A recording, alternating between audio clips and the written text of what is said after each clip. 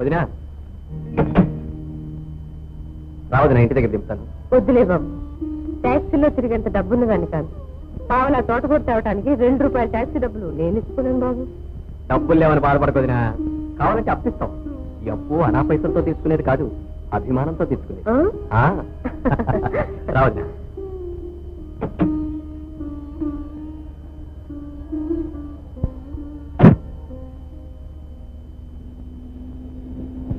కారాపు కృష్ణ, విజయకుడు ఇక్కడికి కూర్చుంది.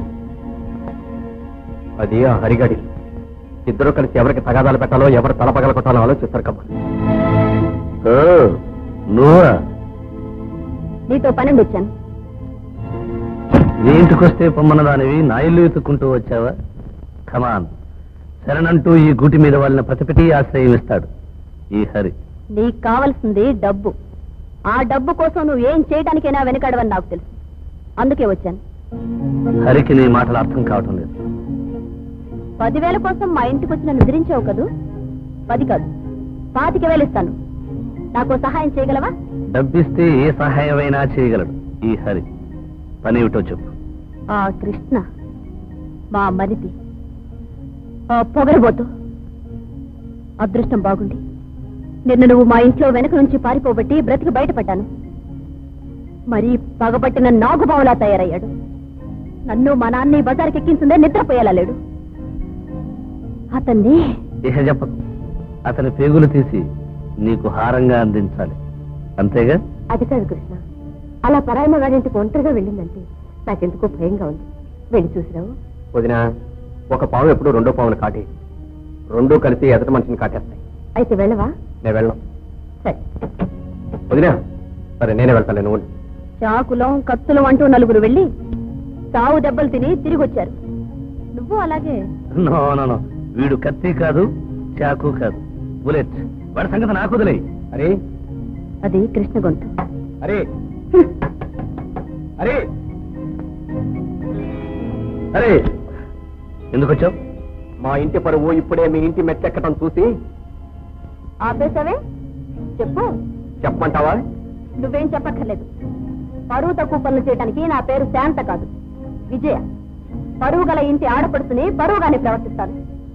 పరాయి వాళ్ళ విషయంలో తలదొడుతూ అంత తెలివైన పని కాదు. వెళ్ళిక నుంచి. నీకేం చెప్పేది? వెళ్ళిక నుంచి.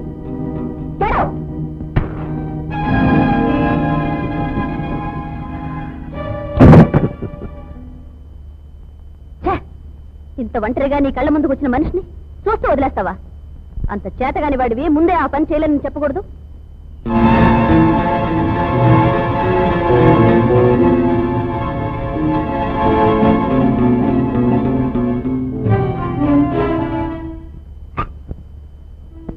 ఏమిటా చూపులు?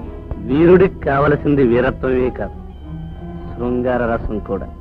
ఈ హరి వీరత్వం శృంగారం నుండి ప్రారంభం అవుతుంది.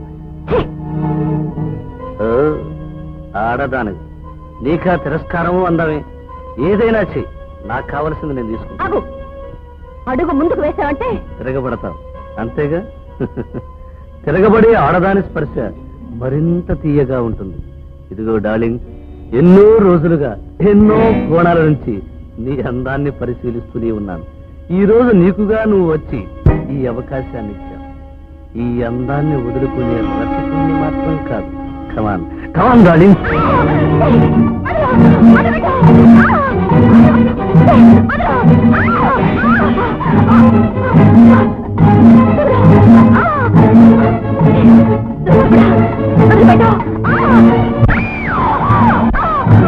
కృష్ణ, విజయ.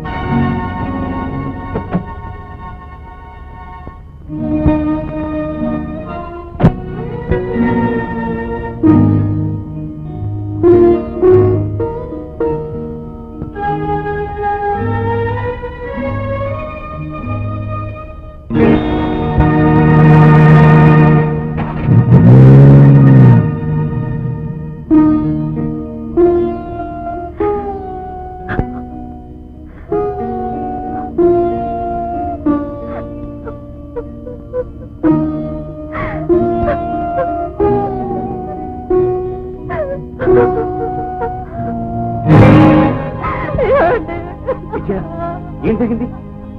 వాళ్ళ ట్యాక్సీలో వచ్చావేంటి? వాళ్ళు ఏమైనా చేశారు? నేను మా వదిన నేనేమన్నా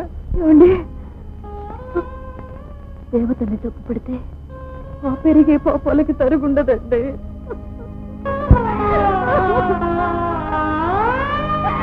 దేవతండి, ఆ దేవతలోని మంచితనాన్ని తెలుసుకోలేకపోయాను.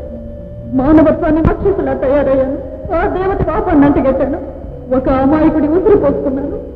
కౌరవులు ద్రౌపదిని అవమానించినట్లుగా 10 మందిలో ఆ శాంతమ్మ తల్లిని నవ్వులు చేశాను. నేను చేసిన పాపాలు 1, 2 కాదండి. ఇన్ని పాపాలు చేసిన అతనికి నా మీద కోపం లేదు. ఇన్నాళ్లకు నా పాపం పండి నన్నే కబలించబోతుండగా ఆ దేవత అడ్డుపడింది. ఏ తల్లినైతే ఒకనాడు నేను బట్టలు వేయించి ఆనందించానో ఆ తల్లి ఈనాడు నాకు బట్టి కప్పి నన్ను రక్షించింది. నేను చేసిన పాపాలకు నిష్కృతి లేదండి, నిష్కృతి లేదు.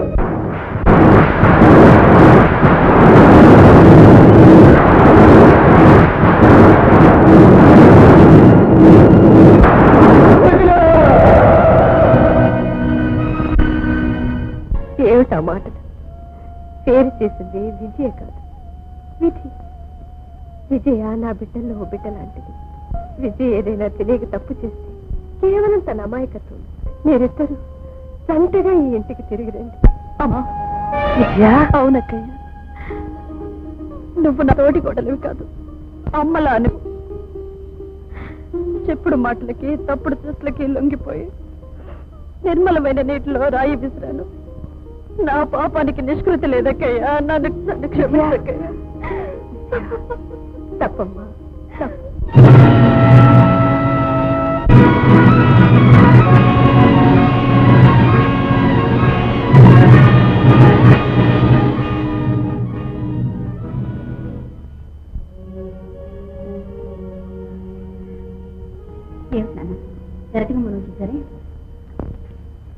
అగ్గిపెట్టని ఎట్నుంచైనా తెరవచ్చు కదా, అందుకని ఈ కొంపలోకి ఎట్నుంచైనా రావచ్చులే అని ఇలా వచ్చాను. ఏమిటమ్మా చెప్పా పెట్టకుండా వచ్చావు?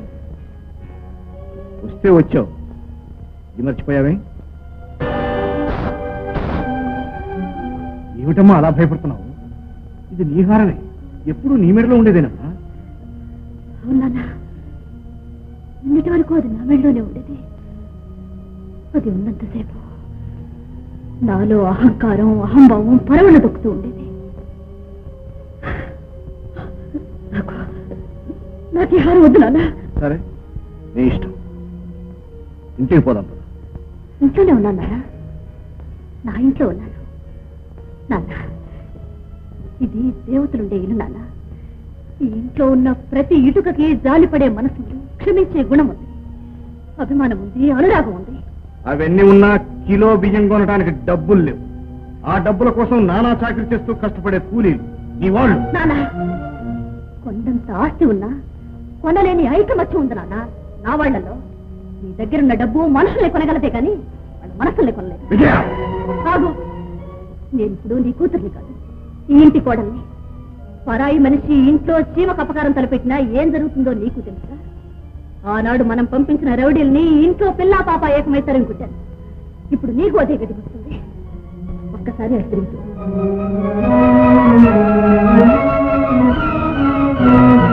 నీ తలరా తిలా రాసుంటే దానికి నేనేం చేస్తానే? ఇంద్రభవన్ లాంటి ఇల్లు చేసి ఈ ఉక్కంపలను పడి ఉంటానంటే అలాగే. కానీ అది నీ క్రమ. నీ క్రమకి ఎవరు బాధ్యులు కాదు. ఇక్కడే తగలడు, ఇక్కడే తగలడు.